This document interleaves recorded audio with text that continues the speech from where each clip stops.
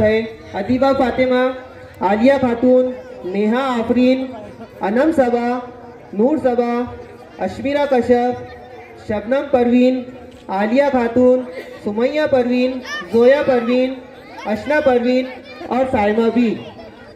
इसके बाद में एक बहुत ही अच्छी कवाली होने जा रही है। बच्चे तैयार है उसके लिए, भर दो झोली।